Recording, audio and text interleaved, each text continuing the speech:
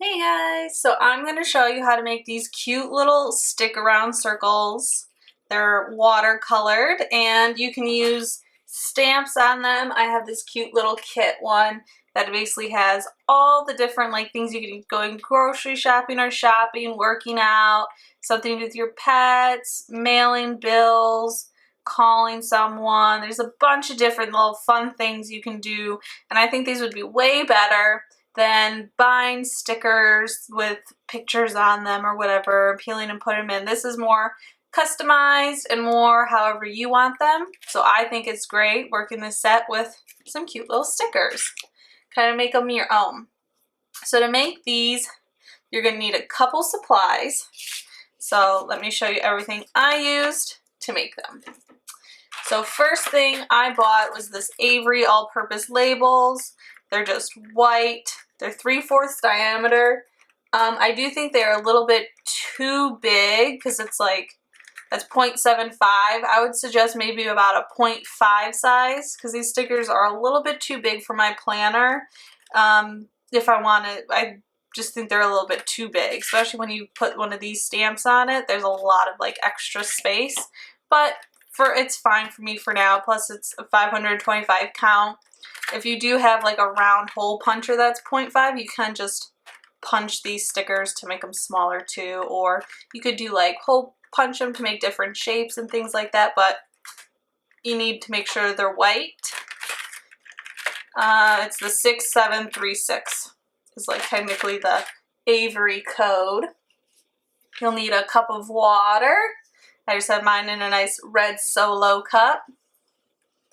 You're going to need, I like something like a mat to put all of them on to dry, so I'm not putting them on top of something else. So if the paint, while it dries, or the water starts to roll off the sides, you're not going to be damaging any of your stuff. So I like to keep them on something.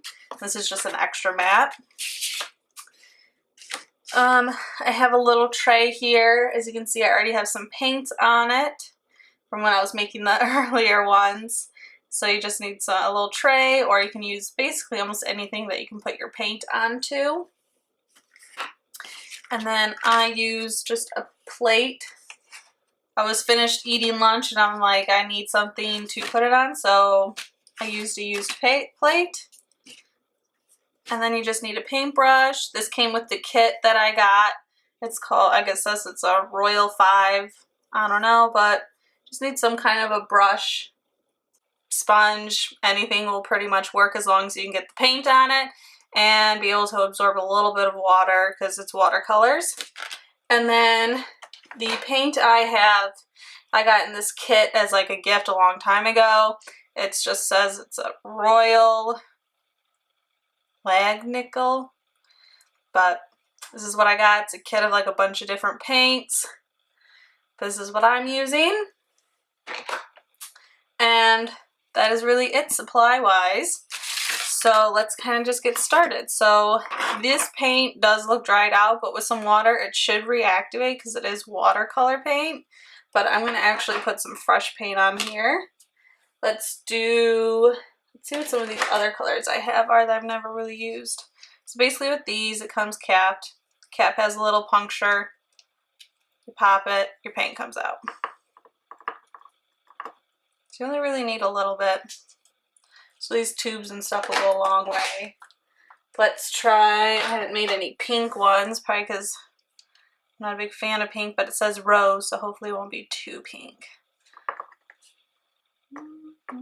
Struggle of my life. Yeah, I can't do anything left-handed. Oh, that looks like a nice color. So basically these colors on the front are a lie on what the actual color is going to look like, so you have to go based off the name that's on it. Let's see what we got. Raw umber. Sounds kind of like a brownish maybe. Yep, looks like a brown. But yeah, that's pretty much it. Just put whatever colors you want on. So then let's grab I just do one at a time. It's easier this way. Okay. And then of course you're going to want some kind of thing you can drain the water off and to make sure your paint color gets off. So I like to make sure my paintbrush is a bit Let me put this in the thing so you can actually see how I'm doing this. So I like to just dip mine in water and then kind of dry it a little bit on the side, especially at the beginning. I mean, the more paint you get on here, the darker it'll be, and you can use water to kind of lighten it and spread it around. So I'm going to start with this rose color. So I just like to get it a little wet. And then you can either just fill your circles in completely. I mean, it's really up to you.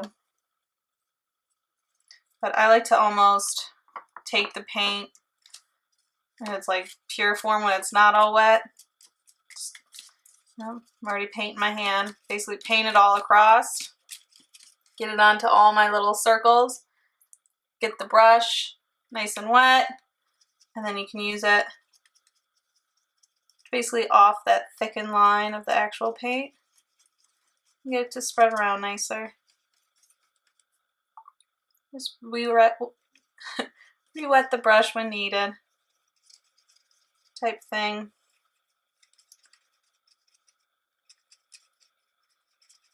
Or you have like more darker paint spots, it will dry darker than other areas. You can add like other color paints. If you really wanted to add on top of it, you can let it dry a little bit. Or sometimes you can just go right in there while it's still wet. And just add more paint if you want it to be darker. Things like that. And then I just set it on my little tray because it starts to curl itself. I just set it on the tray to let it start drying. It only takes, I let mine dry for about maybe an hour to 2 hours before I actually started using them. I mean, they might have been dry before that, but you know, I just like to be on the safe side. Then when you're done, see how I can still see paint. So if I want to make sure my next color is nice and good, you know, you might have to change your water if it becomes like too intense. But let's try this orange. Sometimes you want a nice wet brush. Maybe start off. Oops, I got a bit of green in there now. Then you can almost do anything. Just draw it across, leave gapped areas. I really like watercolory designs and things like that, which is why I really wanted to be able to make my own custom stuff. Watercolors, but that's how I'm going to leave it. Take this little fatty piece off though. That's how I'll leave it because I kind of like mine to have blank spaces and things like that as well. Just because if you fill in all the circles, it's going to become too repetitive, I think. And this way, each sticker can be unique and like each thing can be special. And that's what I like. Uh-oh, I have ink left on my hand. Woo! But this doesn't have, like this has gapped areas, so you're not actually coloring anything. So it's really easy to find your circles later because this is basically like wax paper. And so the watercolor is not going to stick to it. So you're fine in that sense. All right. So let's just speed this up and you guys can watch me do a few.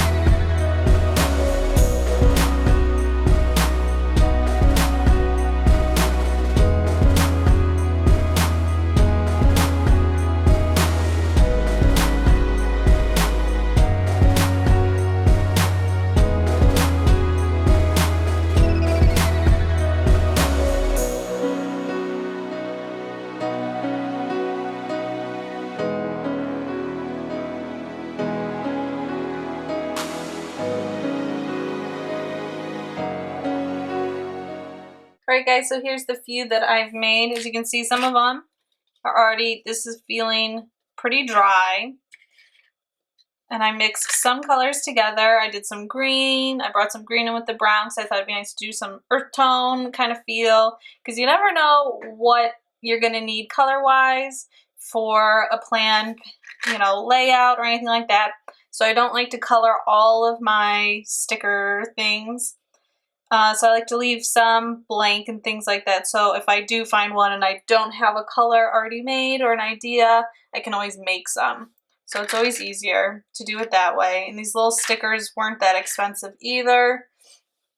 And I just think it's fun and it makes it more you instead of, you know, always using other stuff. So I'll show you how you can actually stamp on these and then we'll finish up this video.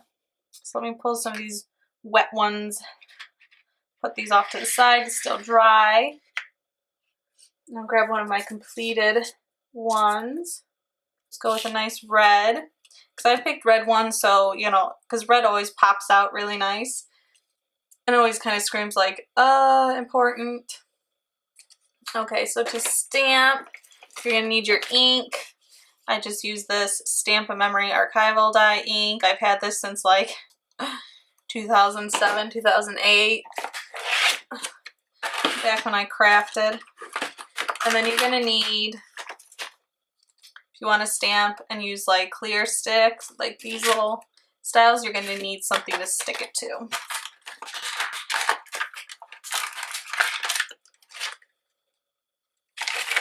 So I got this style with like the little grid piece on it, just to help me if I ever do like letters or anything like that. So let's do something fun. Okay, so let's do something fun. So how about we do this little weightlifting one? They have little minier ones and more roundy ones.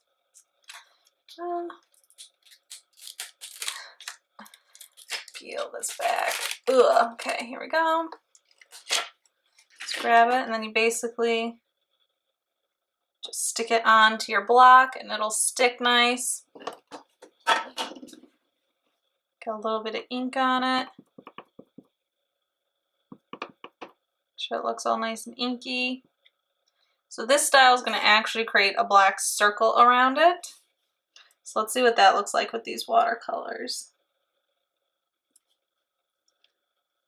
Mad inking skills. Ah, I'm getting it everywhere. So I don't really like it with the circle, especially with these. So I'm going to grab the flat one. That'll just give me the actual weight. Because of course it has to be red. I hate working out. But, you know, healthy lifestyle and all. So this ink picks up really good. I'm going to use this in like forever. Okay.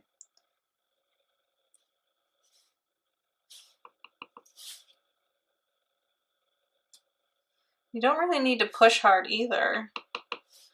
You just really just place it, ink it a little bit. And there you go. See how it's a little bit small? You kind of want to punch it to be a little bit smaller. But there we go. I hope you guys enjoyed this little how-to video. I want to make sure anything I'm using that I'm custom making in my Plan With Me videos, I do show you guys how to make them as well. So if you want to do the same type of thing, you'll have that ability. But yeah, I hope you enjoyed this. If you have any comments and things you want to see next or anything like that, please leave them down below. If you have any further questions on how I did any of this stuff or where I bought any supplies. A lot of it is stuff I've already had for quite some time. I used a scrapbook. So, yep, that's it. Like and subscribe, and until the next video. Bye, guys.